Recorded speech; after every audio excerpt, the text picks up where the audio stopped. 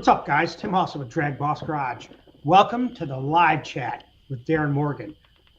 Let's see who's here. We got quite a few guys here. Bruce Cultigan, thank you for being here. Yes, this should be interesting. Bill Fioretti, thank you. I appreciate that. He's got some family stuff to do. There's 21 guys here already. So we had some technical difficulty. I'll tell you, kind of give you some of the idea where we're at. We're going to try to do this in about an hour and a half to try to limit it. So we're not here for a marathon of 3 hours. So I got to give a big shout out to my wife, Mrs. DragBoss, and the boss set for giving me the time to be here. And the same with Darren and his family. So this is kind of a segue into our membership. So we said, let's do another live chat. We'll kind of give you an idea of what we're talking about. And maybe by the time this is over with, we'll say, it'll be for the next video in our membership, because we're going to turn that on. I was going to do it today, but I got all wrapped up with my engine. I got that thing fired up. People have seen that it's got 100 plus pounds of oil pressure. But really, the real issue is the damn starter, trying to get that thing lined up on a Ford starter without for the starter engagement. But we'll get into that. So, guys, I appreciate you being here. Now, the title of this live chat was, what's more important, horsepower or torque? The engine power band, 1500 RPM. Now, when Darren and I were talking about this, instantly I think about my car, like you guys think about your combination or something that you're building, and try to relate what we talk about into making your combination better. So when we talked about that a while back, years ago, the engine power band is only 1500 RPM. And I have a hard time grasping that and understanding that, because you think when you whack it, boom, it's already 2000 RPM in 2 seconds. So that 1500 RPM is what we're going to talk about. Now, just to put things in perspective, and for me, and maybe you can do the same, my engine makes peak power at 7600. So that 1500 RPM power band for me is 6100 to 7600 with about 400 of over rev. So that sets me going through the traps, and that's what I like to see, about 79 to 8 grand. So that's kind of what we're talking about. Now, am I thinking right, Darren, with what I'm trying to come into play? Yep. Okay. That's exactly correct. A lot of guys, when we put this title up there, a lot of guys were doing calculations, Jim Mueller, horsepower is from torque, and you have to use the calculation of pi and this, that, and the other thing, and whatever. And I think that that's a good definition, but there's other definitions between what's better or what's more important, horsepower and torque. And that's what we're going to do, is bring you into that perspective and look at it from a different angle, we'll say. I think people are getting too way hung up on the units themselves. One, okay.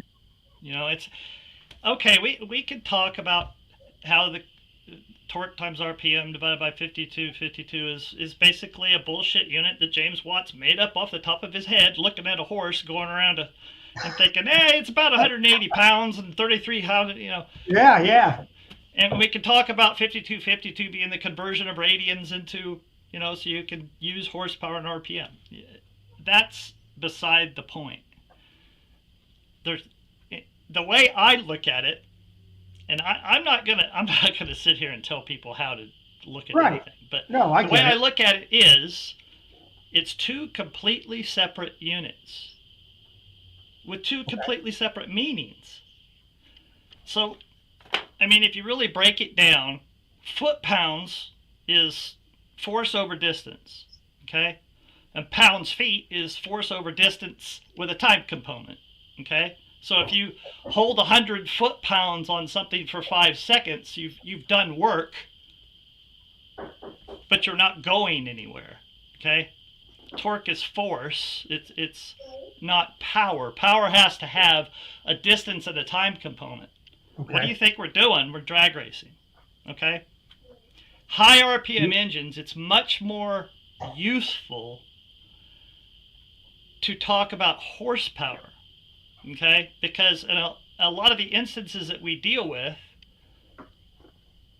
the torque is somewhat static. It's basically the same.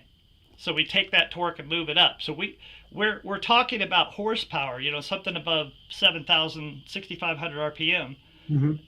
That's when we talk about horsepower. But if you're going to talk about a diesel truck and how much it can pull, it goes the other way. Then you're going to start talking about how much torque it makes. Or an aircraft engine, for instance.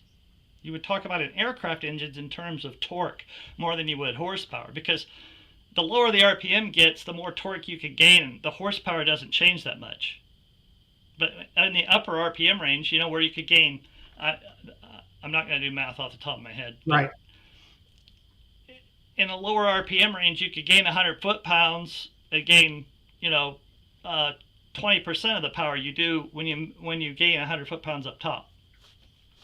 Okay. And like I said, a normally aspirated engine, of course, is just its torque is set. You can't exceed 1.65, and there are a lot of people out here make it efficient enough to reach that point, and then you just move that 1.6 foot-pounds higher and higher and higher to make more power. So it's not even worth talking about torque. We've made the same torque for 30 years. Right. So, but lower RPM range engines, especially like air racing and stuff like that, it's all about how much torque you can build in that thing, because it's a static. You know what I mean? Yeah. The acceleration component of the engine is so low that the power and horsepower component isn't almost worth talking about. If you're accelerating the engine at 50 RPMs per second, as opposed to a drag car in first gear that has to go 1,500 RPMs per second, I think you better start talking about work and the amount of work done over time. That's what a drag race does. If you want to get from point A to point B faster, you got to do more work. Or lighten the load, In less time. That's it. More work in less time. So we talk about horsepower, and even supercharged guys. I mean, even if you double an engine's the atmospheres, you double the amount of air going through it, you're going to double the power basically. It's I've seen engines that made the same torque as they did horsepower, supercharged stuff. But you know what? When you think about it, we'll go out throughout history of automotive racing, cars, or whatever. I can't remember anybody walking around saying, you know what, this thing's pushing 1.65 foot-pounds or pound-foot of torque. No, they're like, how much? Oh, that's 500 horse under the hood or 700 horse. No one talks about torque. Torque is what you feel. I always looked at it. That's what you feel in your ass is the torque. The horsepower carries you through. I don't know if that's a good analogy, but that's how. It's the acceleration component of the engine that drag racers are concerned with. So if you had 1,000 foot-pounds of torque and you accelerate that at 500 RPMs per second, and then you accelerate that engine at 1,500 RPMs per second, that torque will fall like a stone, because the engine's having to use its own energy to accelerate its own mass in the car. So horsepower is just an easier way to discuss that term. And arguing over which is more important is really silly, because one means work and the other is power. It's kind of like arguing volts and watts. Watts, yeah. Yeah. I mean, which is more important, volts or watts? One measures electromotive force, the other one is power, right? I like volts. It's all, yeah. Easier numbers for me. Yeah.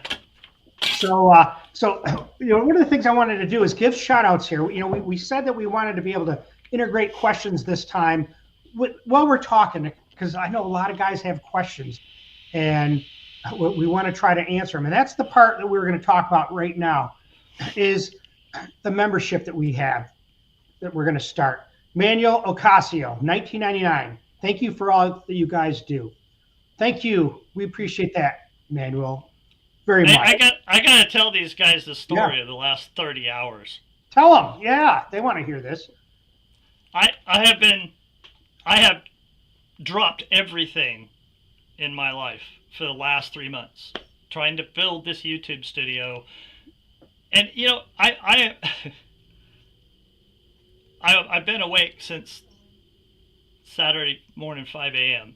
Yep. And because I was so mad, I'd blown up 2 sound cards and computers because I fed an output signal into an input signal and it fed back, and it's just been. And then I turned around at about 6 o'clock this morning. I thought, you know what? You're like a 15-year-old that tried to jump in a pro stalker and make a pass. You bought the best of everything, right? And you just did all up. Well, that's the truth. I mean, now you got to be the racer, and figure it out. Guys. The amount, it's nothing that can't be solved with an extraordinary human effort, a lot of money and time. I mean. Well, I was telling Darren, I said to him, there's 67 guys here, so I appreciate you being here. We're kind of just talking a little bit, but, he was putting all this pressure on him, and we had talked about it last night. We texted back and forth. I said, listen, let's not worry about having all the fancy gadgets and all that stuff. We'll get that when the time comes, because, we have in our head, we've talked about it, when we turn this membership on, which I'm just going to turn it on, because the only way to do it is to turn it on. I've been going to boot camps about it, trying to learn the best ways to give you guys the most. But we talked about it, so let's just do it. The only way that we sometimes ever get through this is we don't practice nothing. We just start talking, and it starts to work out. And so, we F around and find out, basically. There it is. So the you guys that donate tonight, like I said, we're putting it all in the kitty. And for Darren, he's going to be coming aboard on the membership. We said it was going to be $14.99 a month, and I think you're going to get plenty for that without a doubt. So I appreciate that, Manuel. That brings on you, Force Fed. I've been talking to you on the comment section a lot, actually. So I appreciate the conversation with you, and I appreciate the $50. Hopefully you'll join our membership, and we can help you with your program. But questions about optimizing you guys as power bands, as far as torque and horsepower, and how to look at that with torque converters and gearing and everything like that. Those are good questions, because that's really what you use those units for when you're talking about that stuff. And on the dyno, for instance, let's say the torque isn't going to drop that much during an acceleration deal, but because it's a division of the rotation component, it'll drop quick when you go from 5 to 1200. The right. amount it drops and the amount of fuel, the difference in fuel that it took between those 2 points, is a learning opportunity. Well, you think about it too. Now you're going down the track with this power band, and now you can move the power band where you want to with the rear end ratio, right? You start thinking about that. Get your gear splits tight for that first 1/8 mile, and not drop the engine back too far. Keep it high above the torque converter. Yep. You don't want to, your torque converter, let's say your torque converter stalls at 6,500. Well, the last thing you want to do is get it anywhere close to 6,500. Right. Because there's nothing under 6,500. So if you hit 6,500, you're on the bottom of the curve, and the engine can't accelerate. So that's another thing that'll kind of cause converter lag. We used to, in the old days, we had playback tax. We had no acquisition system. Yep, so I got one. We just watched the tack. Well, you'd sit there with a stopwatch and time that frickin' gear drop and how long it took to recover. Yeah. That was our data graph. Okay. Crude, but it kind of worked. Yeah, I think I watched my tack. I have a playback tack, and after the run, you can watch it go up, and it's digital, so you can see how many seconds it takes to drop back down. I think I dropped. And you can almost see when you short shift the damn thing, it'll come down and before it comes back up. So appreciate that, Course Fed. Thank you. Let's give some shout outs to the guys that are here. Let's see. We got here Eric McMahon. Thank you, my friend. We appreciate you being here. Don Dotterer. Yes, sir. Thanks, Don. Optimum Performance shows up. Good to see you. I appreciate the stickers. Thank you so much. And Anthony Iacono. Hey, Tim and Darren, good to see you guys. He's from Las Vegas. CD, good to see you here with the power band. That's what we were talking about. This one's kind of funny. Darren, is that a flux capacitor in your background? So that's his hobby. That's all the electronic stuff. So that's kind of cool. But once we get this membership, he wants that professional. And I see how much work's involved with doing it. And people were saying, I think Mike G said, right here. He said it was cutting in and out. So I don't know if that's his internet or mine. I definitely need to have a better setup if we're going to do this on a regular basis. You guys can comment and tell me, and I'll look through the comments, and then I'll make sure to see who's got what. Because I think I need more work than Darren does. And he's got all the gifts and gadgets. So audio mostly. So I don't know who it is, guys. Comment. Okay, appreciate it. Unity Motorsports Garage, thank you so much for being here. Thank you. And let's see. God, appreciate it, Andy. You know, it's kind of like taking all the horsepower in the world to a bad track. That's what I did last night. I took 2 DSLR cameras, 4 video feeds, a huge freaking video card, input card into the computer, and it was, and all that high resolution, fast frame rate shit, you still got to go all the way down to 480p to get on here. So I grabbed my old piece of crap Logitech camera and throw up here. That's what I'm using. 720 seems to work okay. ENR, thank you. Appreciate that. Rick Gehring, thank you so much. We appreciate that. Let's see, we got some questions here. Someone asked me what launch. I launch at 3,300 RPM. Let's see. Here's a guy here. Vic Bloomer. My 340 makes 400 foot-pounds at 4,600. I'd rather make 400 foot-pounds at 7,000. Okay. Yeah, I understand exactly what he's saying. And what he's saying is, if you look at the most advanced, normally aspirated engines on planet Earth, which were the V10, V12, F1 engines, you know, they started off making 750 horsepower and ended up turning 20,000, making 940. Jesus. Now, 20,000. Yeah. And normally aspirated engines. Yeah. And what they did in order to accomplish that, it's about piston speed. A lot of this is about piston speed, because you have to get an engine in a range of piston, in a normally aspirated engine, in a range where the piston speeds are high enough to move air and get enough airflow through the system. You want that air to keep moving through the system.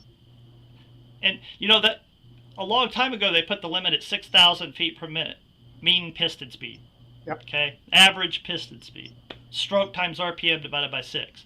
Now the reason was for that was because their materials weren't adequate enough to withstand it. The G loads go up to the square of the RPM. Okay, they increase greatly. Okay, they don't double, they multiply. So doubling the RPM is 4 times more stressful on the bottom end. Okay. You can just say that, 16. So as you hit 6,000 feet per minute, the internal kinetic energy in the crankcase starts to deform the parts. It's harder and harder to maintain structural integrity. Mm-hmm. So you have these ultra tiny, teeny, tiny, thin rings with 4/10 clearance around the piston, and the piston's sitting there doing this. Well, you're going to lose ring seal. And with thicker rings, we lost ring seal. We called it ring flutter way earlier than that. Oh yeah, yeah. The heavy rings would just sit there and go nuts, and the blow by would just. And so I want everybody to go out there and look at Comp Eliminator and Pro Stock, and look at the RPM in which they cross the traps. Calculate that out for all those combinations, like I did when I was in my 30s and 40s. I took every single engine combination I saw in Comp and Pro Stock, and analyzed it, and every single one of them goes through the traps at 5,500 to 6,000 feet per minute. And if they don't, you make it do that. Point in case, because that's the range where they're most efficient, where you can tune them up. And I've talked about this before, and kind of people look at me sideways like, what's that got to do with anything? It's just an area where the engines are allowed or able to, if you can feed it, move that more air through the engine. But above that, it's harder to maintain ring seal, so you avoid it. But there are engines that operate above that. The world record is 8,500 feet per minute, and that's a Pro Mod, a nitrous Pro Mod. And the alcohol fighting cars are that fast. But they also have a supercharger pushed on the piston during overlap, Right. so they're not as bad as an NA engine. But once I saw that, I was like, okay. We had an engine, it was 350 some cubes, and it made peak torque. It made 1.62 foot-pounds at like 8,800, Okay. and made peak power at 10,150. And that engine taught me so much, because on the racetrack, normally you would operate an engine 400 to 600 RPM over its peaks. You just take the whole curve, and that's where you should drop the torque converter, and that's where you should shift. Somewhere in there, the thing's going to tune up. But this wanted to operate 1,000 RPM higher. It was a small motor. It was a really over square engine, so it had a short stroke. Well, it was going through the traps at 5,500 feet per minute. And as soon as he just went, okay, screw it, stalled the converter at 9,400 and went through at 11.1, it set the record. Wow. Well, it wasn't making a lot of power up there. I mean, it's fallen off. And a lot of the things we do is to concentrate on those high revving deals is try to hold the power. Right. You know, just if you can average more power, then more power pulses down the track, you're going to go faster. And it got to the point where the guys were literally increasing the compression ratio over what would be a detonation scenario. Yeah. And moving everything up because the VE was dropping so hard they had to make it up with compression. And they were just trying to shove them up there. That's a cool idea. It's a cool thing to do, but god damn, is that expensive, time consuming, and hard on parts. Oh my God. Yeah, and then you're probably talking, what, 15 to 1 or 16 to 1 or something crazy? That high? Yeah, or maybe a tad higher. Yeah. From what I was heard. Sanity. So, hey, MJC, PTE, this is epic. Been following Darren for years, since recordings with Don Terrell. Yep. Oh, wow, that was a while ago. Yep. Thank you, Tim, for making it accessible. I'll never forget, I got on a deal called CompuServe. I'm dating myself because this is when AOL was just taking off. Yep. And CompuServe had a drag race message board, and the topic for a full year was nitrous cheating in pro stock. And I'll tell you what, if anybody got their hands on what was said during those, yep, I think they'd find it rather interesting. Well, I'll tell you something real interesting. It's coming up. Pat Musey wants to do a live chat. So good. I've been talking with him. Now, that guy is crazy, man. You get him on here, I'm telling you, it's going to be nonstop laughing. And his stories are amazing. You want to know about nitrous in pro stock? Pat will tell you. Let me tell you. It's a good story. Let me tell you something. Let me tell you. Yeah. Before there was hood scoop fires, there were no hood scoop fires. And after everything hit the fan, there were no hood scoop fires. There it is. I can still see it on a magazine of whatever it was, Hot Rod or something, Alderman or something. But anyways, yeah, so thank you. So this is what I'm saying. And with a membership, that's what we're going to do. We're going to have at least a couple live chats a month, and it's for members only. And then we'll have some specific topics to go over. I'm going to start bringing the guests in and the membership side. They'll probably do a regular introduction on the regular YouTube for DragBoss. But then when we want to do the details, like for instance, like Claude with CHE, who does a lot of parts for cylinder heads, we want to know who he is. And I think the guys would enjoy hearing him talk. But when it comes down to talking about his product in depth, that's where the membership would come in. That's for the guys that want it, the inside scoop on everything. So. I'm excited for the first videos. I really am. I've worked on this for 2 months now.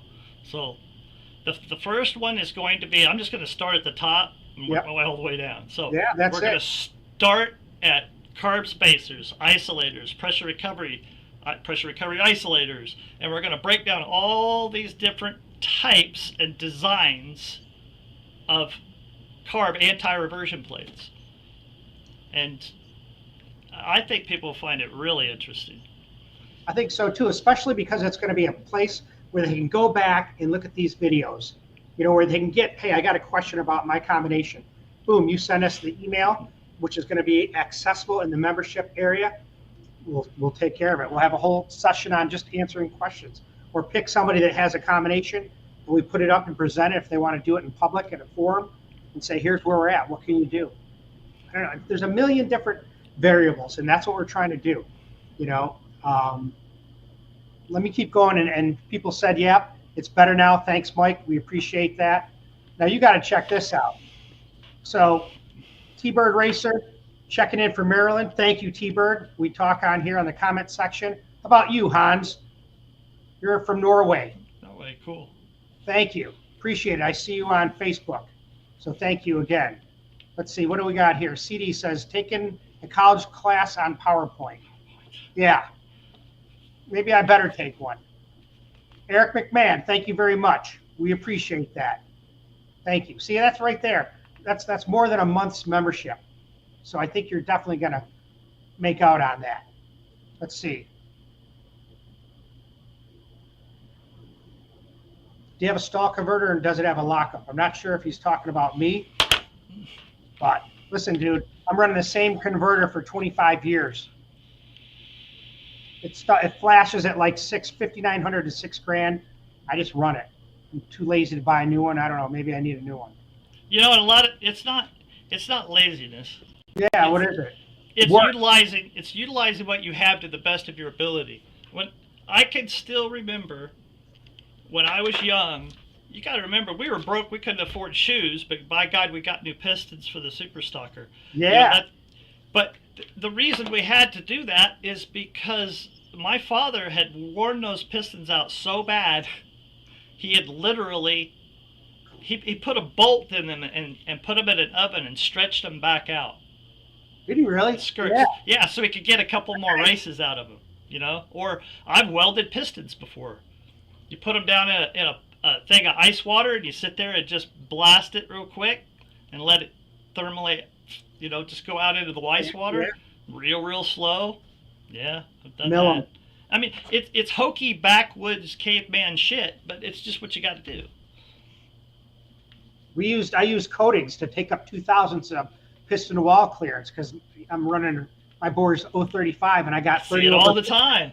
I see that all the time. I don't have 20 for new pistons yet, but yeah, that's the next build. I get it. Let's see, Mike G. Maybe the vacuum tubes needed to warm up. Video working well now. Probably not. I don't know. I really get that one. Unity Motorsports Garage. Converter technology has come so far. You can have a perfect converter to use, the torque to launch, and now lock up all the way down and use all the. Yep, it is. Yep. I remember when lockups were coming out, you could flip a switch and lock up the converter when you're already in the high. That's cheating. That's cheating. Now, converter technology, along with everything else, has come light years, man. I can still remember being a comp guy having 10 converters in the trailer. That was not uncommon at all. Okay. I walked in Bill Meropolis' trailer one time, and both sides of that trailer were just lined with converters. Wow. Because you had some that, you had a bad track, it slipped a little bit, but locked up better on top. Some that did the opposite, and some were kind of, I mean, Marv Ripes at A1 was the man, back then. And he did a lot for converter development, and all the other guys were, kind of like me looking up to Lee Shepard. I sucked, but all them guys learned from him and took off on their own and learned more, and now look what we got. And that's it. It's a learning process, man. And if we can cut down your learning curve, by 20, 40 points, it's going to save you money and time in the long run. There's no doubt about it. The stuff that people have mentioned that, I picked this up on your channel. I've learned this from Darren, and when I read these things, I don't send you all the comments because I'd be bombarding you with texts and messages. But I try to reply to every comment on there and keep up with them. It's tough. But yeah, I appreciate you guys commenting because I read that stuff. It's important. So I mean, having 6 to 8% of slippage on a comp deal back in the 90s, that was nothing. I mean, that was normal. I don't even know what normal slippage is now on a converter. 6%, 4? Yeah. Yeah. Depending on what you're trying to do. G. Isaac, 1999. We appreciate that, Isaac. Listening while out in the shop, working on a carb. Thank you, gentlemen. Yes, sir. We appreciate you listening. Because that's what I do. Go ahead. Yeah. The first video I'm going to do is on the anti-reversion stuff. And it's just not on the intake tract, it's on the exhaust tract too. When you can use it, when you can utilize it, when you can't, when it doesn't do any good. And the different designs. But then we're going to go down in the manifold and look at manifold distribution and how manifolds are built. And I have a whole bunch of CFD stuff that shows the pressure drops and stuff like that we can look at. And everybody can learn that basically there's some simple rules that you can use to kind of gauge all that stuff and get things in line. But I mean, there's a lot of stuff to learn that I think you'll, just by us talking, once we get this in full swing, that just like the converter, Andy just mentioned the converter. I haven't touched a converter in 25 years, but could I get an extra tenth out of it on a 60? Who knows? With converter technology from 25 years ago to now, is it worth that? I don't even know what converters cost. I think I paid $860 for mine 25 years ago from ATI. They're probably $1,500 by now. I don't know. You guys can comment on it. Let's see. Hey, Greg, thank you. Greg Laughlin, $50. Thank you, Greg. We appreciate that. I mean, there again, that would have been months of membership right there. So thank you. Greg, you got questions, you let us know. We appreciate that. B&R Racing. Darren, do you have any experience porting Pontiac V8 iron or aftermarket aluminum? Oh, I agree. Yes. I agree with the 91.5% rule. But I've heard Pontiac V8s like 89 and 91.5 for pressure recovery gear changes. There you go. Awesome question. And to a point, you are absolutely correct. There it is. The last two sets of cylinder heads I did for Biondo and Don Kennedy, I mean, those are super stock. That is super stock application. Okay, so you want to extract every last ounce of power out of that air you possibly can, and that does not mean that the port is actually going to flow as well as you think it should, and it's not going to be shaped like you do a comp port or anything else. There's no area there to utilize to get air into the engine. So you basically just lay everything back and just try to get the air to turn at the last minute. That's a super stock deal, okay? But on a stocker, where you are limited on lift and duration, utilizing that area, that pressure drop, correctly is very important. If you just blow it out, oh my God, you could kill 30 horsepower. Easy. I've done it. I know that because I've done it. And it's so critical. And people think, oh, the high RPM stuff is really, really super critical. It's not as critical as people think. What's critical is the acceleration component of the engine, moving the fuel through the engine to get it to take a load. You know, that's something that escapes people. They're too busy looking at the power numbers to know that the fuel curve, the amount of fuel going through the engine, is almost more important than how much it flows and how much power it makes, because its ability to handle a load on the racetrack and yank on that gear when you shift it as fast and as quick as possible is what it's about. And what's funny is you go from that to a super stocker, which is almost kind of the same, to the lower stuff where you're limited on cam, you're limited on valve, and now you only have a certain amount of area, a very, very tiny limited area to work with. And that is your limiting factor. That is your choke. So what do? You make that area as efficient as possible. because that's all you can do. So with sizing and shaping, you get the airflow up and keep the air speed coming up with it. And once you make it bigger where the airspeed starts to drop and the flow keeps going up, that's probably about the time you should think, it's time to stop. It's time to reevaluate. Because what you're trying to do is get a really high airspeed and as much flow as possible. And that will make more power. You're making that venturi an efficient venturi is basically what you're doing. So when you go to shift that gear and that RPM drops down, whatever it is, that's when that pressure drop is there. Yeah, the airspeed drops just with the RPM. Yep. And you're going to have a lag in the system.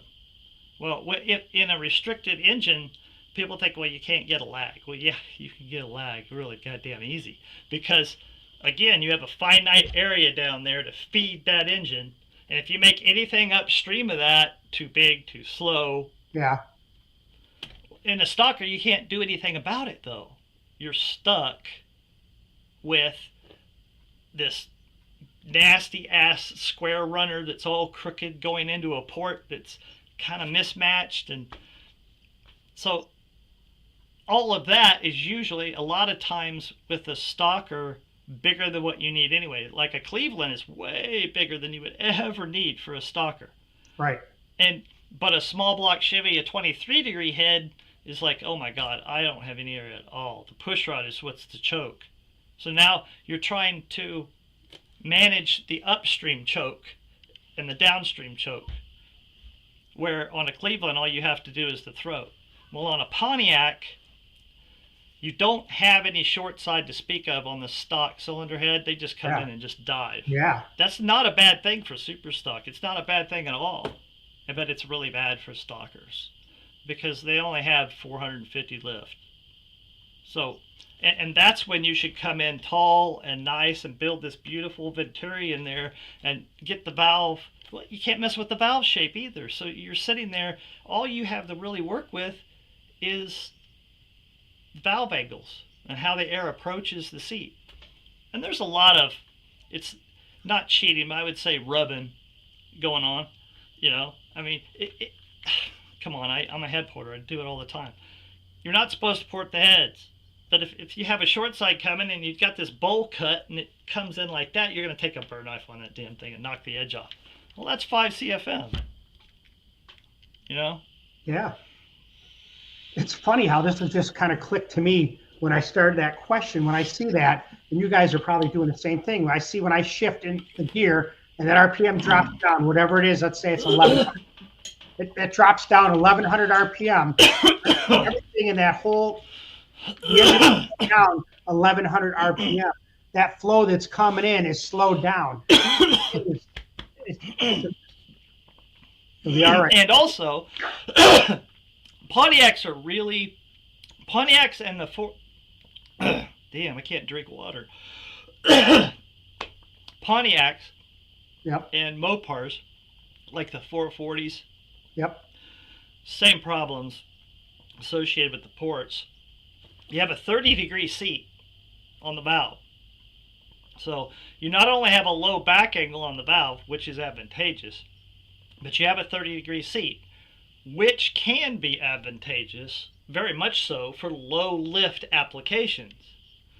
The problem is it's not advantageous at all in a Pontiac because you have a 30-degree throat and they have a machined flat combustion chamber. So you have no pressure recovery in the chamber at all. It just shears everywhere. Okay. So you're getting in there, you're trying to get some top cut on that thing to try to control the air decelerating in the chamber. And I mean, it's a lost cause, but you could gain another 8 CFM if you really concentrate and sink in another 50 and try to get that top angle up there. In the earlier days, when I was a kid, they mandated the width of the valve jobs.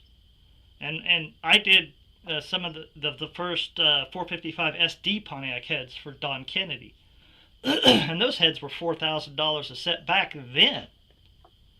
I mean, that's why nobody races the damn things. They're they're antiques. They're museum pieces. Yep. You know, I'll never forget at the track the guy who designed, the engineer who designed the SD engine, and that's a really cool engine, by the way, because the rods and the crank and everything and how they made them really strong.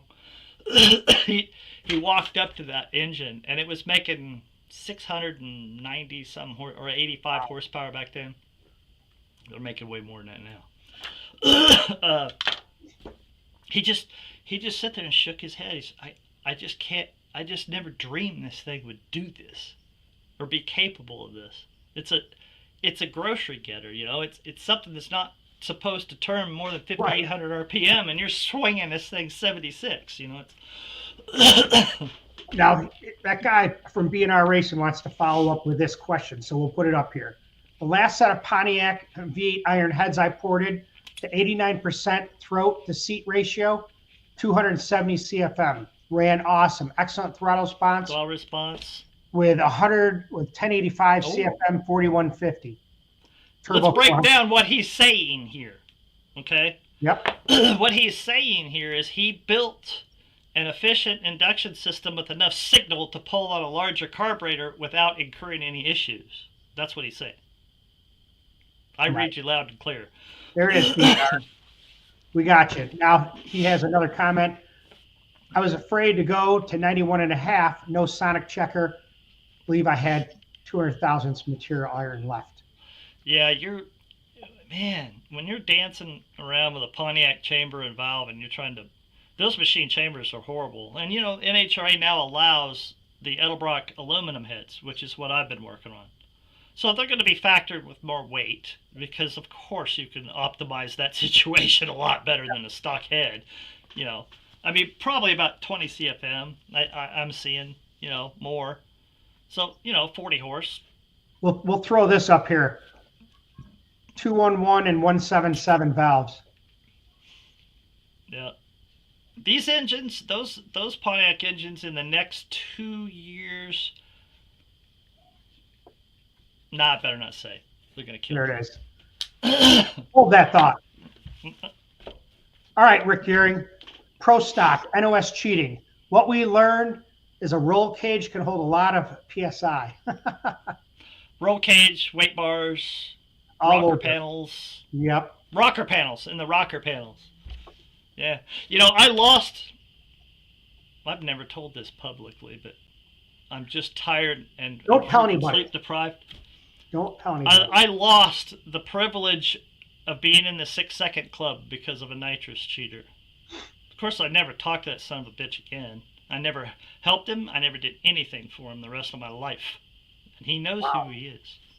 There it is. Darren very rarely is vindictive. So he must have did something to piss him off. I'm only vindictive when people steal what other people work so hard for. You know? When you dedicate your life and then people cheat you out of it, God damn, that leaves a mark.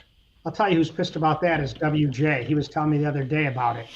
You know, I think he said he lost about $5 million from all this, from the nitrous cheating. I mean, if you think about it, for five years, everybody was working their asses off, spending millions, hundreds of millions of dollars for nothing. Now, let's put it this way. You know those engines that were supposedly all broken up? Wayne County. Remember that story? They beat them up, broke the engines, they broke in and all that. Well, let me tell you this. Those engines weren't broken. They all got sold to one guy and another guy I know. Dennis Warner. Put them together. The reason I know that is because I went up and looked at the goddamn things. You did? Yeah. I got hired by Billy Stepp. Do you know who Billy Stepp is? I know the name, yeah. Okay. Yeah. Look up Pro Stock history in the Stepp gang. Mm-hmm. He was a mobster. Let's just say it. And him and Larry Flint from Hustler Magazine were really good friends. They owned a whole bunch of strip clubs and stuff like that. But his Pro Stock team was called the Stepp Gang. And there's pictures of them with machine guns standing around them. I've seen that. Yeah. Old and I worked for him for a short duration. He wanted to get back into Pro Stock. So he hired me and my brother. Yep. And we went down there, and he says, listen, all those Mopar engines are down at Dennis Warner's place in Charlotte. They bought them all. He says, go down there and look at them and see if we could use them. So I was like, oh, yeah, I can't wait to see this. So we drove down there post haste. And when my brother and I inspected those engines from top to bottom. And the whole time we were just like, they're 200 horsepower down. There's absolutely no way they could have produced that kind of power with those engines. No way. A guy told me he looked at the cylinder port, the ports, the intake ports. He said they were so big, there's no way they could run those kind of numbers without. And you know, when people cheat, they have that corrupt intent to manipulate the system like that. They manipulate everybody around them, including the guy who was doing the cylinder heads, who is a straight up good guy, but they're giving him bad information and telling him, oh, the R&D's telling us this, so he keeps going this direction. Well, guess what? Wrong direction. That's mean. That's just mean. Well, all they had to do was fix a part of the starter. And then that engine was taken to Frank Iaconio's and put on a dyno, and that's what they realized. So, like I said, there wasn't any hood scoop fires before, and there's no hood scoop fires after. All right, there you go. And I know the guy that filled the bottles. I know the other nitrous cheaters because one of them showed me where it was, and then told me where the other guy had it. And then, well, I'm not going to go that far. Breaking and entering is not exactly something I'm going to admit to. But let's just put it, I saw it. I was there. Yep. I know it happened. Right, and that bottle that blew out of the oil tank in Columbus, that happened too. Let's get something straight right now. Bob Glidden never cheated with nitrous, ever. That man would not do it. I know he didn't. And we had the story. Rusty told the story about how he and Billy did it. That's on my channel. On the live, he talked about it. His father had nothing to do with it. And he said his exact words to me. Yep. Sitting at that desk where you see all these trophies behind me. Yeah. He says, if I did that, they would all mean nothing. There it is. R.I.P. Bob. Thank you. Got 128 guys here, so it's a good time to put this up. Where is the sign-up link? So here's how it's going to work. I'm going to turn it on probably not tonight. We're going to be talking. But tomorrow afternoon or tomorrow morning, I'll figure it out, push the button, turn it on, and then you guys can look back for the membership, join in, and then we're just going to start doing it because trying to plan it out the way we wanted to do it, sometimes it's just too hard because, you know, the best plans just don't work. Sometimes planning out something you've never done before is bound to fail. So we're just going to do it. For a solid month, I was up till 2 a.m. in the morning just because when I get on something, I'm like a dog with a bone. I can't let it go. It's like, this is not going to beat me. I'm going to learn this. You know, it's nothing that can't be overcome with an exorbitant amount of money and time. I'll do it. Here it is, Don Dotterer. I stopped by my buddy's shop and couldn't believe it. He was doing paint work on Scott's cheating NOS old Mopar Pro Stock. I wonder who Scott is. His last name start with a G? We don't know. Okay. When Orndorff, I've known the Orndorff guys and Jerry Ekman for decades. Yeah. And one of the things, you know, they were having some success and they got caught up in, God, it was years and years of this shit. And they got caught up in the, well, if they're going to do it, I have to do it to compete. You know, they're killing us out here and there's nothing we could do about it. Larry Morgan did something about it a couple of times because he knew who they were and he knew where it was hidden, and he just walked up to him and he says, you hit the button on me, I'm kicking your ass and I'm tearing it down. And they never did. Larry would do that. But Orndorff, Ekman never knew that bottle was in there. I was at the track. They were pitting next to us when that thing exploded. Yep. And when the nitrous bottle exploded in the tank, it injured a couple of people. It was hot oil. Sure. The deal was, Orndorff had the idea, I guess, that what I'm going to do is put what they called a Sneaky Pete. Yeah. Sneaky Pete's have been around since the 60s. Sure. It's a little whippet canister, a whipped cream canister, and some guys had it in their belt. And when they latched their belt, they'd pierce the son of a bitch. And then they just hit the button when they... Yeah, and then as a matter of fact, a Superstock racer was caught with it. That very thing. Wow. And he got caught up in the trap of, here I am spending my life doing something. They're cheating. They're killing us. I might as well quit or screw it. And he just relented where others just wouldn't do it.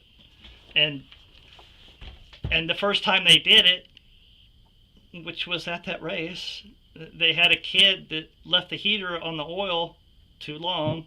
Yep. And he didn't know anything about it, and it blew up. But no, Orndorff and Jerry never cheated. No, they were very bad at it, obviously. Yeah. Force fed, big block Chevy 548 with 12.5 to 1-ish compression, running on pump gas 93 octane. Wow, detonation is a problem. Besides thicker head gaskets, soft chambers, can you make a canal on a piston dome? If so, direct it to the corner. Maybe where the flame front is, we'll try to direct it. I haven't had a question that's so rich, so good. It's quite a while.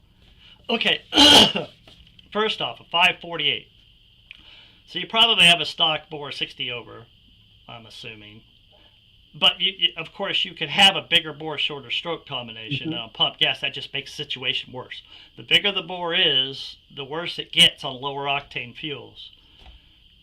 And, by the way, I want to make the point that if you study the history of engine development in World War II, the detonation sensitivity and fuel and hydrocarbon components and composition really start to make a lot of sense. And the size of the bore and all that. In 1938, Rolls-Royce R engine. That was one of their first engines. It was the predecessor to the Merlin. It was basic in design. Okay. But this is 1938. At the air race, and forgive me, air race guys, I forget the actual race. The first race that they went to, they were making 1,500 horsepower. Wow. Yeah, with 24 pounds of boost on gasoline that they had mixed themselves with isooctane, benzene, and 5 grams of TEL per gallon. That's enough to poison everybody around you. Any more than 2 is like unheard of. So they were trying to mix this 140 octane fuel in order to withstand the detonation because they had poor combustion chamber dynamics, they had poor inlet flow, they had poor everything. So they were working around that, and these guys were mad chemists, just like the Pro Stock guys in the 90s, man. Sure. It's the same thing. We are doing nothing different than what they did. And then you know what they did, these crazy assholes? They put alcohol in it and mixed it with 10% gasoline and put another 3 grams of TEL in that thing per gallon and pumped 3,000 horsepower through that engine and had to knock it back down to 2 so they could finish the race. This is in 1938. Wow. We're not doing anything different than what they did. We just have better metallurgy, machining processes, alloys, and everything else. Research the detonation problems with the DB600 in World War II, the German, in the Messerschmitt 109. That's a real wealth of knowledge, believe me. Because those guys had shitty fuel, and if it wasn't, and again, I forget his name, Doolittle, General, dictating 101 octane fuel, we would have almost lost the war. So, okay, now back to the question. 548, 12.5 to 1 compression. That's a lot. Like 11 to 1 is about your top. So now, with that octane rating, and again, you design the engine around the fuel, the combustion chambers and everything else. So a 93 octane fuel on a bigger bore like a 548, anything over 10.8 to 1 is dicey. Mm-hmm. Could you run 12.5? No. You're just too close to the limits of the fuel, you know? Everything has to be just right in order to really shove that fuel to that point. And if anything's wrong, if you have a lean cylinder, and you're going to have a lean cylinder, and again, that's why we're going to talk about carb spacers, because they can cure a lot of that crap. You're only as good as your leanest cylinder. And having two ratios variance in an engine is common, because people don't look at that. How many people run 802s on the dyno every engine they do? I mean, come on. Yep. And that's one thing that I have a lot of respect for Tony for, because he'll take the time on the dyno and make it perfect, man. And he preaches that all the time. You're only as good as your leanest cylinder, you know. And they'll get the distribution correct, and then add fuel and make more power. I mean, it's simple. So what you've done is you've surpassed the detonation sensitivity of the fuel with 12.5 to 1 on that big a bore. Now, if you had like a 3.5 inch bore, you might be able to finagle it. But the bigger the bore gets, the worse this problem becomes. Detonation would be a problem. Now, by lowering you need to lower the compression ratio. You obviously know that because you're asking me about thicker head gaskets. But if you do that, it'll make the situation worse. Because what you're doing is you're increasing the crevice volume, and all that nasty fuel is going to go out in that crevice, and it's going to make the detonation worse. Even if you lower the compression ratio a little bit, you could, in a lot of cases, see an increased rate of detonation because you've killed the quench area. You know, when the piston reaches TDC, it's shoving all that stuff in there and mixing it up. So if you bring that away, now you just killed your mixture motion. And I don't know what RPM range it is, so let's just say it has moderate mixture motion. You do that and you hurt it. Now that lean area, that leanest cylinder, is even worse. So try to keep your quench and squish areas tight, you know, as you can, or is pertinent for the combination that you're using, because that changes a lot with what you're trying to do. But it should be tight. Let's put it that way. Soft chambers. Okay, there you go. A soft chamber is going to not slow the flame front down or the mixture motion as much as it will lower the compression ratio and give it more area for that flame front to reach out and around and burn. So, yeah, soft chamber is an excellent idea. And that's probably what you should do. Can you make a canal on the piston dome? If so, to direct it to the corner. No, you can't. God damn, I tried. I wish I could. Anything on the dome,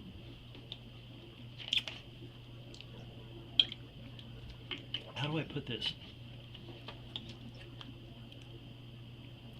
One, there's not enough time to change direction in there. You're basically, this is how I would optimize a dome, and it's something that you never hear because it's something that most people have never even seen, and it's worth a lot of power. And if you do this on an NA engine, you'll actually be able to lower the static compression in something that operates in its power band. You'll be able to actually lower the compression down a little less than what you think, right to the limit of the fuel, with increased combustion chamber efficiency. So what you do, and this is easy, anybody can do it, but it's very time consuming. So what you do is you take your dome and you pour mold compound in the combustion chamber and you smash the piston in there and you let it dry. And then you take it out and then you slice that lengthwise and then you separate those and you look at that area change through the combustion chamber and you try to make it even. Because what you're going to find is it's far from even. It's so very far. So basically what you have, especially with a heart chamber, you have two separate chambers. and it's cut off in the middle. There's nothing. You have 2 chambers on each side. So what you try to do is you'll ditch cut you have 2 valve reliefs in the piston, and you got the eyebrow, just cut across. That's an easy increase right there. Or the dome. You manipulate the dome on the piston to make everything. The whole idea here is to shove as much over that spark plug as you can in equal distribution, so when you fire it, it burns everything it can as soon as it can, and not leave anything out here on the edge of the combustion chamber for later where it does no good. So yeah, if people actually took the dome of their piston and made a mold of it, I guarantee you're going to be shocked. If it was me, I would just like to run race fuel and be done with it. I don't know. That's what I like. Now, as far as cutting canals and stuff like that, I did that once, and it actually worked. We had a set of cylinder heads that had the valve guides here, okay? And the port, instead of being straight, is way over here. So if you looked in the port, you couldn't even see the guide. It had to make a huge turn. And if you see a Pro Stock deal, the guide's almost in the middle of the port. That's what you're trying to do. So the more you offset that port, the worse everything gets for you. And the harder it is to design anything that will move air into the engine properly. So, oh, you took the question away. I lost my train of thought. Go back. Right there. Okay. So you have a huge gradient of airspeed from one side of the port to the other. Well, you have a huge gradient of fuel from one side to the other if you have a huge gradient of air. And that's the problem with offset ports. It throws all the fuel to one side of the combustion chamber and leaves the other side lean. You're trying to optimize that situation to carry the fuel in there to make it even. Well, this just makes it worse when you offset that port. And its thing was so detonation sensitive, it was like even the fuel you thought it should run fine, it would get into trace detonation, knock the rings out of it. So the lean area is always on the bore side of the valve. That's where detonation occurs, because there's no fuel over there, and that's why it does it. So if there's absolutely no fuel over there, and nothing you could do with the port shape or anything else is going to move fuel over there, I took a saw blade and I sawed the floor a groove all the way over to that, and all the fuel that fell out of suspension on the floor accumulated in that groove and flowed right over there, cured the whole fucking problem. It's done. Now, I would never do that unless I actually knew the person, because if you did that and somebody saw that, you're like, what the hell is he thinking? What a hack job, literally. It was a very specific, rare instance where it's so screwed up. What more damage can I do?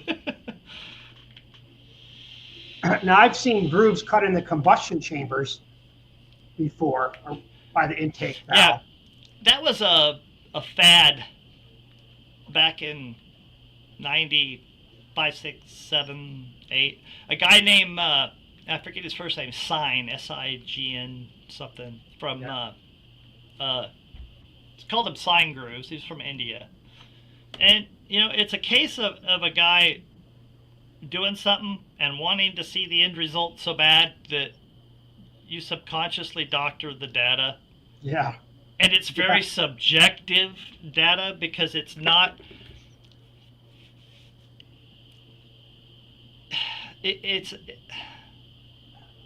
Everybody in the world should go listen to the Feynman lectures. And Richard Feynman, he said something that stuck in my brain forever.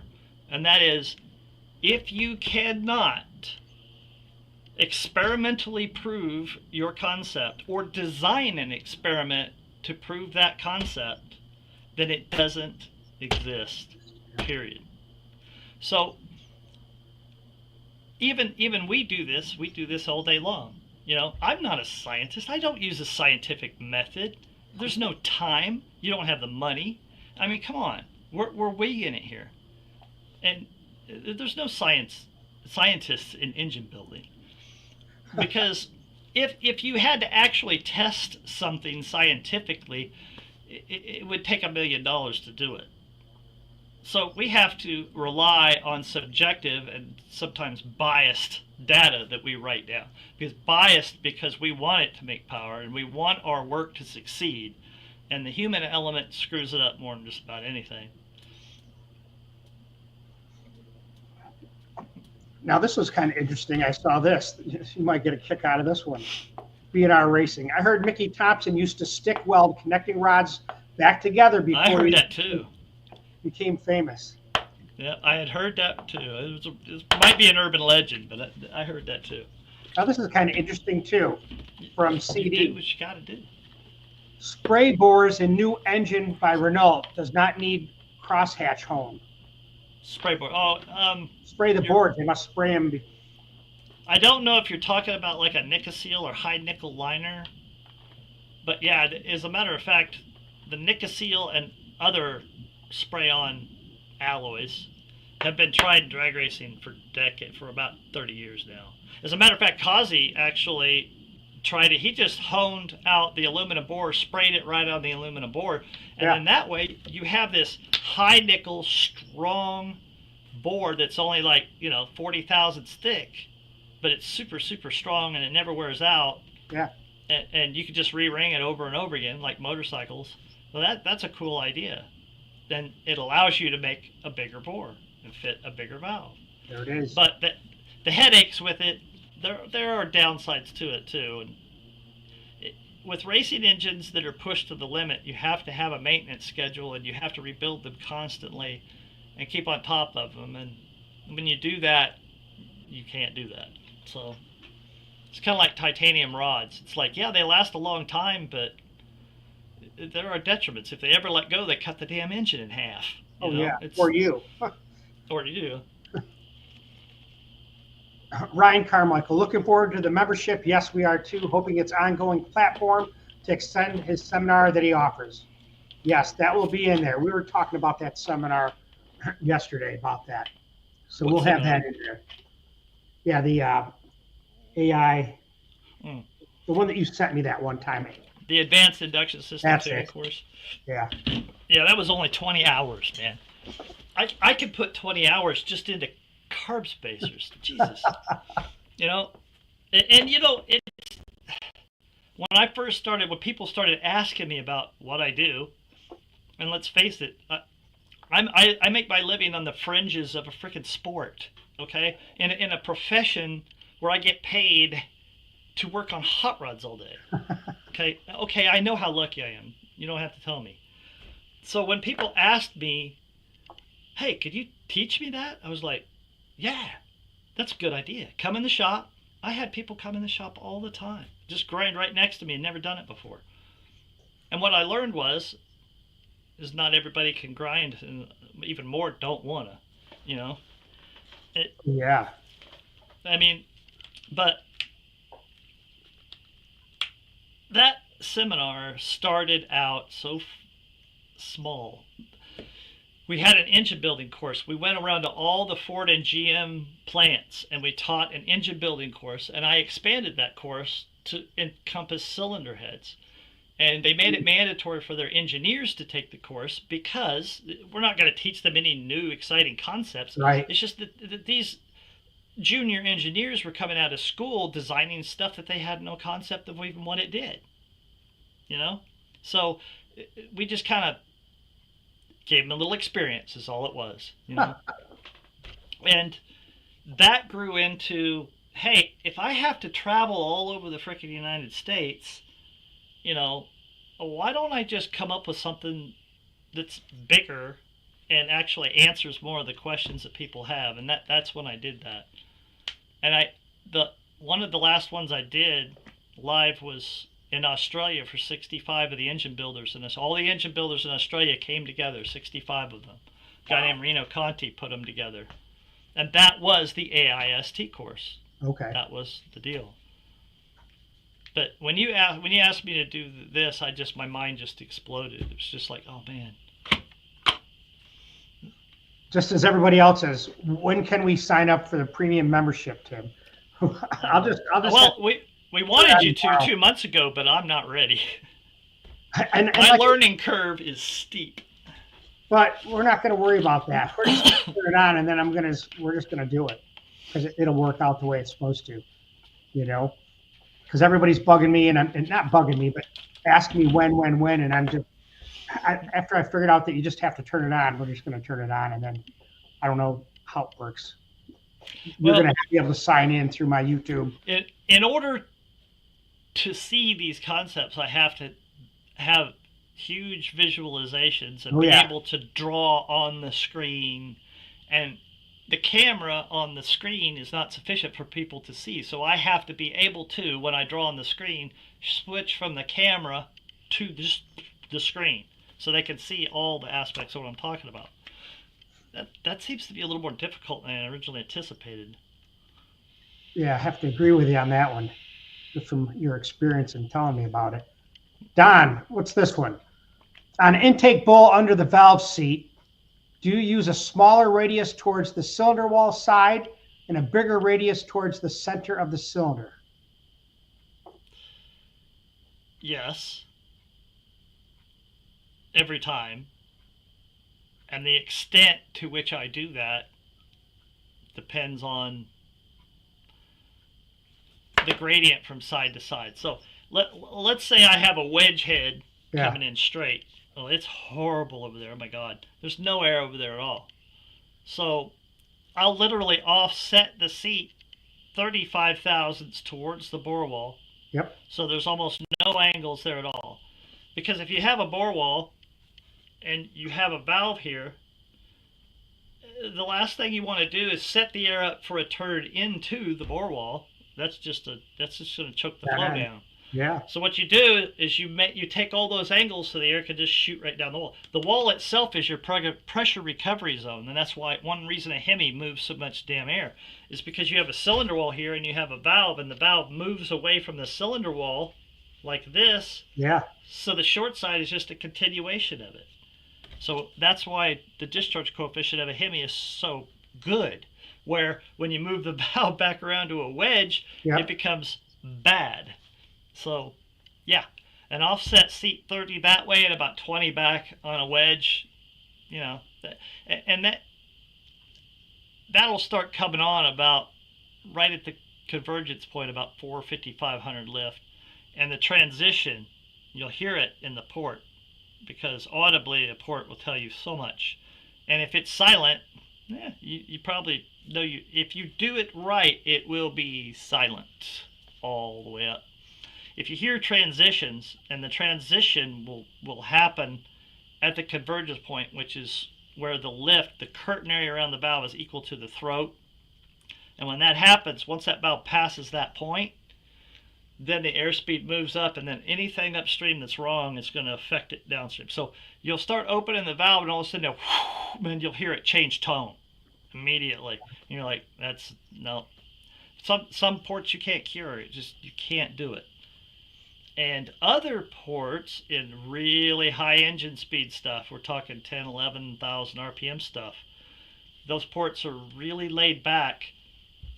And I did one last month that was 50 thousandths offset towards the short side and 50 thousandths over towards one side. So it's a rotated deal. So when you rotate it, anywhere that bore intersects that valve, no matter where it's at, that's where no angles are at. Okay, that's where you're shooting it straight.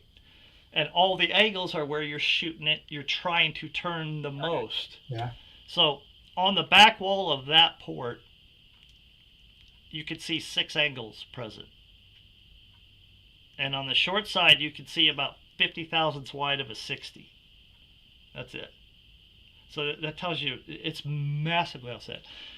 And a lot of people don't know that the IHRA, the Pro Stock stuff, the 800 cubic inch Pro Stock engines, they're 80 to 90 thousandths offset.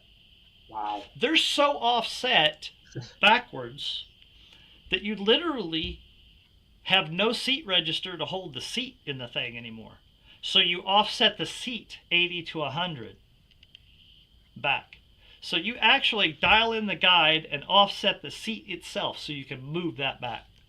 And you're talking about 40 horsepower. I mean, you're not, this is, in high-speed engines, the offset is really, really, really important. And it can do things that most people think are impossible. Because once the valve is out of the way, let's say, yeah. So once your curtain area is at a point to where you can take the valve out and the port will flow almost the same. Yep. Sometimes that valve can act as a Venturi like regulator out there. And we're talking 0.35, 0.4, 0.45 LD ratio, okay? Lift to diameter ratio. We're talking 9, 10, 1, 100, 1, 200, right. 1, 300 lift. And engines with 1, 300 gross lift, what you'll see is the flow curve, and you want a flow curve to jump up as fast as you can, okay? I'm not one, and Maskin and other people that I've talked to over the decades are like, yeah, that's the way to do it. Don't sacrifice anything. It has to flow everywhere. If you're taking 10 from the top and putting it on the bottom, there are certain instances where that's like mandatory. But if you're taking 20 or 30, no, you're losing. That's a losing game. So you want it to jump up on the flow curve as fast and as smooth and as silent as possible, and then carry out. And what you'll see at about 0.45, that flow curve will come up, and all of a sudden it'll go and shoot right up. It just shoots up because the valve is out of the way, and the Venturi section that you've built is so efficient that it's just the discharge coefficient just skyrockets. But it's not a super useful thing.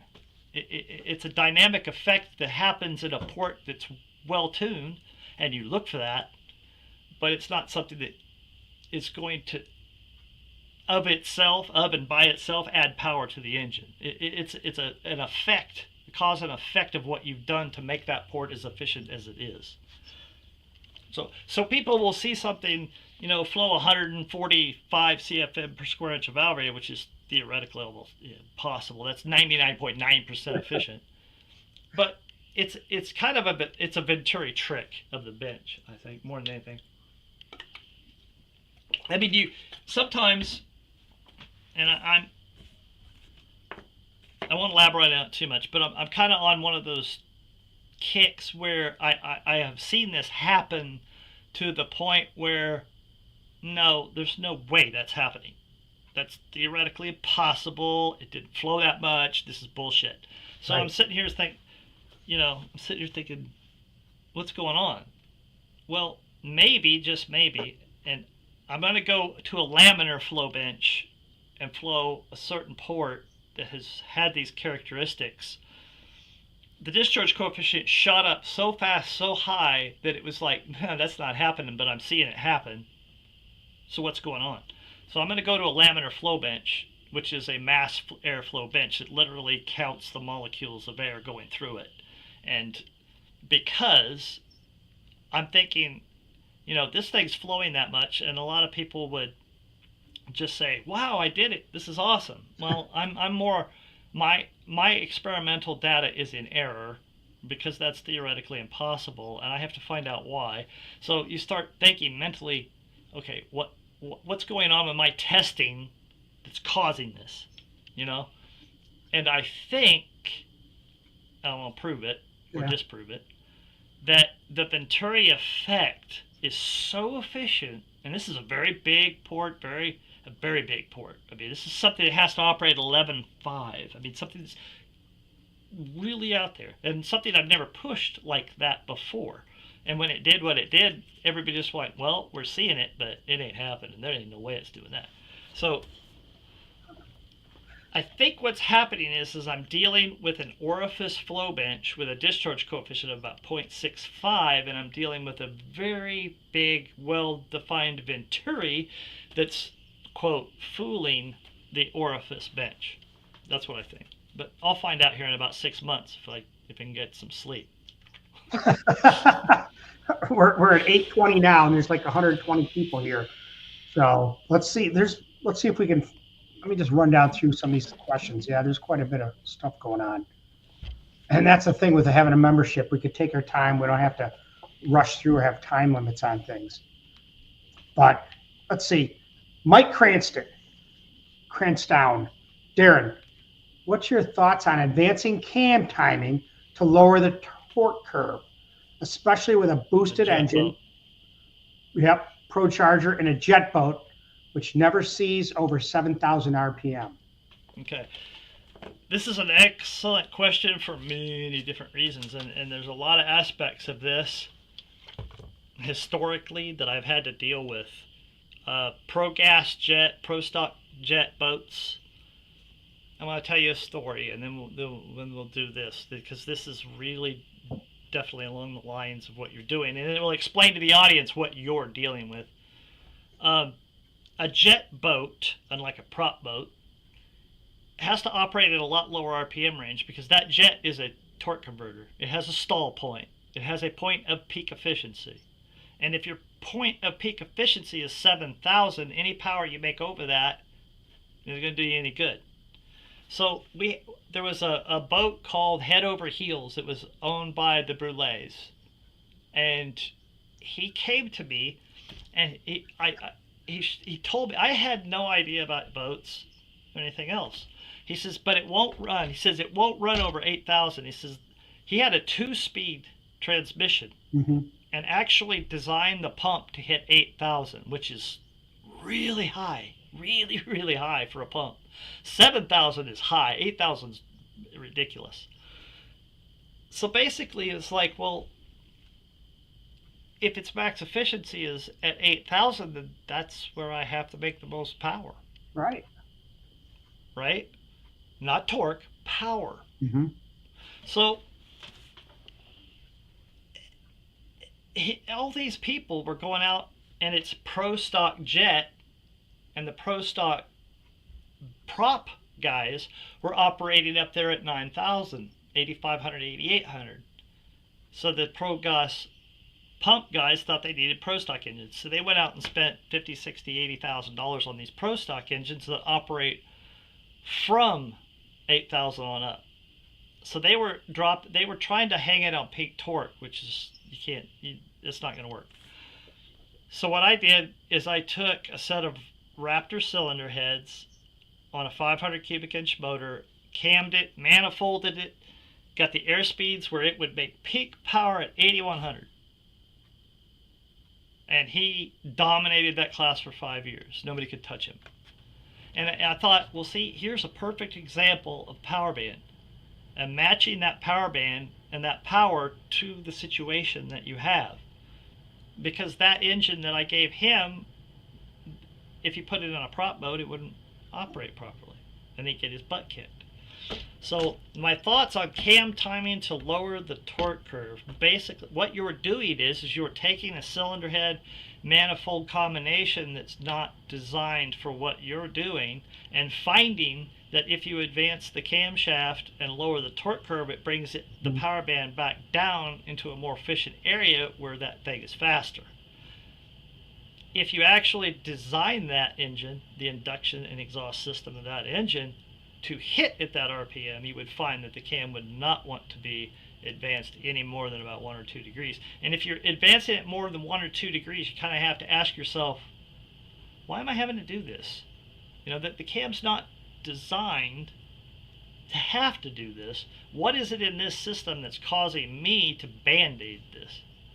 And you're band-aiding it because the available components that you built the engine, or somebody's built the engine out of, Dart 355 heads or whatever, and big manifolds, have thrown the power curve up too high, so you find that you have to bring it back down.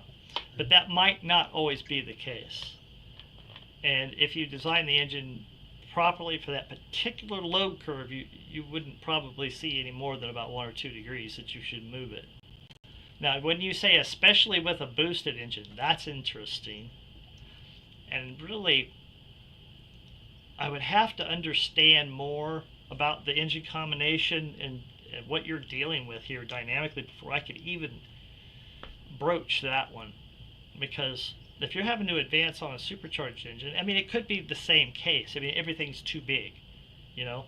And, okay, let's look at it this way. If you want peak horsepower to occur at 7, and you have this supercharged engine that has too big of heads and yada, yada, yada, yeah, it's still going to make peak power too high. But if you design the thing to make power where it's at, you don't have to band-aid the combination. I think you might be seeing your actions are band-aids rather than a reason. And 7,000 RPM, you know, and by the way, if you hang around 7,000, 7,400 with a standard big block Chevy, that's kind of a dangerous area with standard conventional, because push rods, everything else, there's 2 points of harmonics that nobody ever talk about. It's 74 and 10-4. And at 7,400, a big block Chevy with standard heads and push rods and valve train, somewhat conventional, that whole system doesn't tune up very well at 74 or 7,500. It's drag race engines walk through that all the time. But if you're a truck puller or a pump jet or something like that, and you bring that thing back down, and you have a crank that's a little out of balance, and it's shoving those harmonics back in the push rods, the valve train's going crazy, and you don't have a good cam grind. I've seen it launch push rods right out the valve covers many times. So 7,000 is cool. When you start raising it up and hanging around 7,400, that's when everything has to be just right to walk through that point, by the way, with conventional heads low. Especially with a boosted engine Pro Charger. I'd really like to know more about that combination before I could tell you. That's my opinion. That's when he emails the whole combination, and then you can put it all together like a puzzle. Yeah. I mean, I people do that. Actually, less people do that than you would imagine, because I ask people to do it. I want to help, but yep. A lot of times I just can't get to it, you know. But I would say that 1% of the people that approach me actually email me or contact me. Well, we'll make that all different once we get this membership up and going. Next question. Here it is. Let's see. How about this one? Dying Breed Garage. Good to see you. Darren, what do you think the Edelbrock aluminum heads for a Pontiac compared to the iron heads? Big Chief has made 2,000 plus with the Edelbrocks. Thanks. Well, let's kind of look at what we're dealing with here. We're dealing with an engine that was designed in the late 50s, perfected in the late 60s. It's extremely inefficient design. So anything you can do better than the stock heads is going to pay huge dividends because it's so bad. Now, it's not a bad engine. It did exactly what it was designed for in ACES. It's an awesome engine for what it was designed for, and even for a little more than that. But doing super stock stuff is taking something that was never designed to doing what you're doing and doing it with it. They push it so far. So now all these stock heads that are museum pieces, nobody could get them. So NHRA has now allowed these aftermarket aluminum heads, which they should have done 20 years ago. Yep. And just said, okay, just make it pour. It has to hold the same intake volume that a stock head does with the stock valve size. There you go, right? Yep. That is a limiting factor. That's a huge limiting factor. Along with the fact that a Pontiac has a very tiny, teeny, tiny small core camshaft. So you got way too much valve speed, not enough lift. You can't control the valve train very well at all. Now there are some aftermarket blocks where you can put the 55 millimeters in there and even 60s. And you know, that helps a bunch. But you also have a low cam with long push rods. There are a lot of detriments to overcome with the Pontiac, and the heads are probably number one. So my point is, when something is that inadequate to attain the power levels that you want, any small change you make pays huge jumps. So the iron heads versus the aluminum heads, I would think by the time initially you're going to see 20-30 horsepower gains. Over the next decade you're going to see 50-60 horsepower gains with those. And now you're dealing with the same valve size, you're dealing with the same port volume. So where'd the power come from? The power comes from making the system more efficient, because now you could raise the short side, you could do things that you could not achieve in a stock head. Right. So you can make that orifice down there, that valve, more efficient to move air through the engine. Now, how much more air can you move with them? 15 to 18, maybe 30 if you really, really push it. So I mean that's a significant increase. So that's significant. But once you, again, the racers are clamoring for something new, and you're stuck with a valve and a port size, and everybody goes yay and rushes towards this and perfects it. And they go up here and then they stall again because there's nothing left. So we're in that phase where we're seeing the 10s and 20s gains, and in the next 10 years it'll max out just like the iron heads did. I mean, you're going to see 760, 770 in the next decade out of a Pontiac engine, super stock engine. But I mean, that's a lot. That's a big gain. But you could pull it off over time.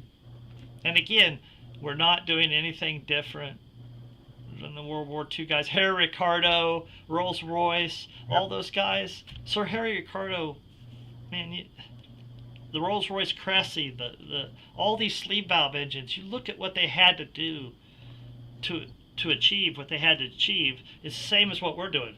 We're given something and we're like, okay, how do I move more air and burn it faster and move more fuel? And everybody works on it and perfects it. Do you realize how many updates there were on the Merlin engine? Thousands and thousands. I mean, if you took a Merlin engine from earlier in the war, it wouldn't even fit in an aircraft later in the war. I mean, they were changed so drastically because it was a constant R&D process, which is what we do. The aluminum heads, Mr. Will, that's what you need. Now, 2,000 plus horsepower, yeah. I have to ask how much boost, what fuel, yada, yada, yada. And 2,000 horsepower of a Pontiac is steep. That's mean. That's real mean. And today, in any other time in history, achieving those levels of power has gotten a lot easier and less expensive with supercharging. We have better metallurgy, stronger stuff. We can put this stuff together and wind it higher and push more shit through it and burn more fuel. That's what it's all about, right? That's burn it. More fuel. More fuel, more power. Mariano Liano, am I right with this? If your valve curtain area at a given lift exceeds your mean cross-sectional area in the port, then the airspeed is faster in the mean cross-sectional area than at the throat. You would think I would know this just off it, but after 35 hours of non-sleep, this is getting to me. So then you have that correct. If your valve curtain area at a given lift, what lift, exceeded your mean cross-sectional area, okay, any lift that exceeds the mean cross-sectional area of the port, so your average cross-sectional area, okay, in the port, then the airspeed is faster in the mean cross-sectional area than the port, the throat, you're right. So then you have a choke, not necessarily. Like anything in engine development, it depends. So I understand where you're going with this. And in a 2-valve engine, what you're proposing, yes, it becomes what's called a velocity choke. And you can exceed the mean Mach number. You can exceed the Mach index, in other words, which is 0.45, 0.6 Mach. And you could, if the engine's big enough and moving enough air to accomplish that. So let's say you exceed your mean cross-sectional area and the airspeed goes out of hand. Well, power's going to drop because you're using more energy to accelerate the air than you're getting in return in cylinder fill. That's what a choke is. It's not something that stops the air or holds it back. It's the energy being used or utilized is changing into something else other than air going into the cylinder. That's a choke. So airspeed is faster than being crossed, and then you have a choke. Yeah, in a lot of cases that would be true. That would be definitely true. In a 4-valve atmosphere, no. As a matter of fact, a lot of 4-valve stuff is tuned to that point because that's just the way it makes the most power. And I played around with that with the indie guys and the IRL projects and all that stuff. And we had an IRL project where we just bored it. If you look at motorcycles today and Formula One, IRL stuff, all these 4-valve engines, it's just a straight hole. I wish I could draw it. God damn it, I am. I'm going to draw this because it's simply shocking to see what they utilize. And when I first saw it, I was like, how could that function? Because I got to turn the air into the cylinder. No, you don't. So let's say you have a low profile valve.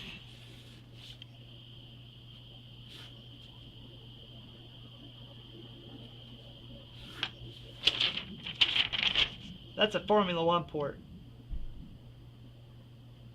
Okay. All the angles are back here. Yeah. And there's the seat right there. So you can turn the air into the combustion chamber this way. Who cares about this? Right. Because a 4-valve, if you have 2 valves together like this, all the air shoots to the center. Okay? And all the wet flowing and all that stuff that you do, you'll see that all the air comes out of those valves and goes to the center and hits the opposite side of the bore. So within their chamber dynamics and everything else and the pent roof angle, they're trying to get it to turn into the combustion chamber. It's all tumble. It's a completely different approach than what we take with 2-valve stuff. Completely different. A completely different thought process goes into that. And that's what they do, is they will control that size right to the mean Mach number to wherever peak power is. And then just shoot it straight over the valve head and get all the tumble in the world. Now, is it the absolutely most efficient way from a valve area standpoint? No. But it is in the given situation that you're dealing with, which is get as much in there as you possibly can. And if you try to utilize the total circumference of both valves to make the throat efficient, you get less airflow in the cylinder. So that's the way they approach it. But if you did what you're proposing here, and the engine, if the engine is able to attain that situation, yes, you are into a Mach choke. So basically at that point, you're not going to see the engine just nose over and quit making power. What happens is, slowly, the engine tries to climb in RPM, and once it reaches that point at where the airspeed in the system hits about 0.55 Mach, 690 feet per second, about 450 miles an hour. The energy it takes from the pressure drop to accelerate it to that point, it uses that up and doesn't exchange that for inertia and pressure later on in the cycle to fill the cylinder. You've wasted that in just stretching the air molecules out and creating heat. So remember, energy can't be created or destroyed. It just changes from one form to the other. Look at your energy flows in the system. What's happening? If my flow drops, where's it going? Wow. I mean, it's I sat here just listen to you talk and try to put it into perspective, because it's a difficult concept, at least from my pea brain. A difficult concept. If you boil the difficult concept back, you're taking a liquid, you're initiating a phase change, you're turning it into a vapor, then you're burning it and creating mechanical advantage out of it. which is only 35% efficient. I mean, the most efficient engines in the world are only 40% efficient. I know. That's what we talked about last time. I couldn't believe it, you know? Jesus. Let's see what this is here. Oh, yeah. Let me bring this up. Let me figure out how to. We've had so many questions. Real talk. Thanks for donating $5. How much of an insurance factor does the current Pro Stock 500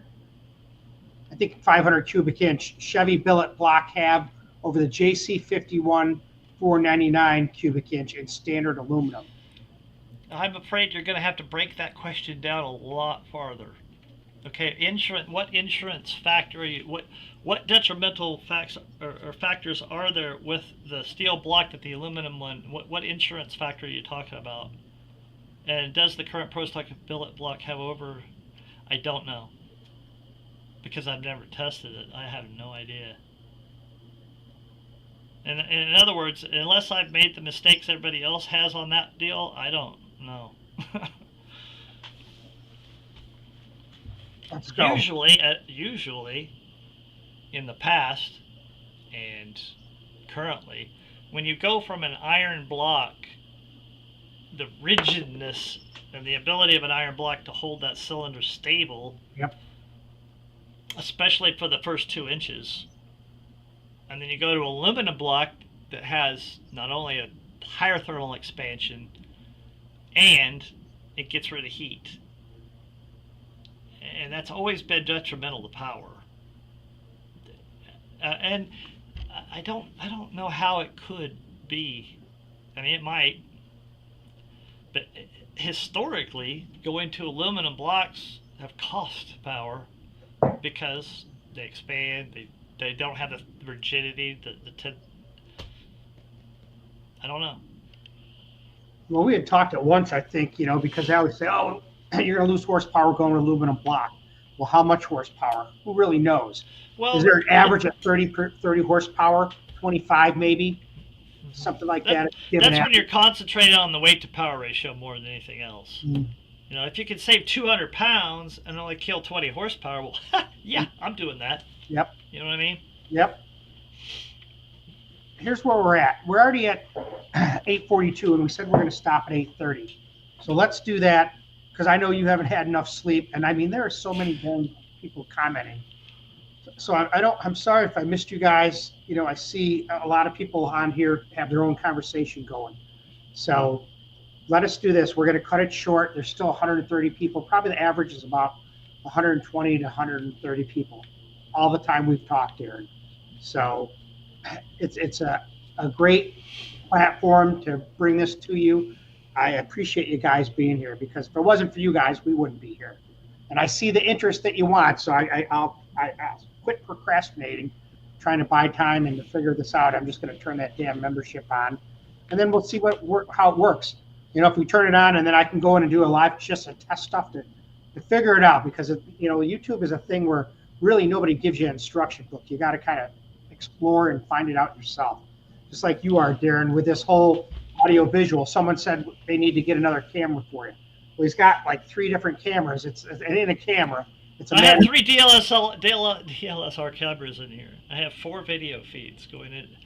Believe me, I have higher resolution, 4K, everything. But the problem is, we're on a streaming platform here, so I have to record all this, and then I still have to downgrade the resolution in order to upload it. So it's a learning curve. It's a learning curve. Nothing that an exorbitant amount of time, money, and effort can't handle. That's it. Time and money. That's all it is. And that's the thing. Hopefully, when we get this membership up, it won't be this kind of, not disorganization, but we'll have it a little bit more where we have it. We're not worried about it. You're not staying up for 20 hours to get ready for it. I would really, we've discussed it, you and I. Yeah. To let everybody know, we're thinking about, we're doing a 20, 30-minute video on like 3 or 4 or 5 videos on 20 or 30 minutes apiece on like reversion spacers, anti-reversion spacers for carburetors. And then after those, we'll have live chats with it, just like we're doing right here. Yep. Except I will have the board and be able to explain things and draw things out and do things. So we'll have the video, and then we'll have question and answer, and then with the video and question and answer. Because I like question and answer, because for some reason I feed off of it. People ask things that are so cool. And it brings up so other topics that you know, it might segue into something else, a whole nother topic. Oh yeah. So I do enjoy it. I love getting sent off on a tangent by these guys. A lot of these guys don't matter. They just love to listen to it like me. I pick out what I can, and then when I listen to it again, I might pick up something else. And I'm just running through here to see if there's anything else we have to talk about. Yeah, put it on. We'll do the premium channel. Yep, we'll do the membership. Can you add it? Yes, I will. Thanks for answering the question, Don Dotterer. We appreciate that. Bruce, thanks. He can't wait to join, so I really do appreciate that, guys. We're going to sign off now, because I'm telling you, we could do another 3 hours. Oh, God. One of the things I would say, I haven't slept for 35 hours, and I just keep talking.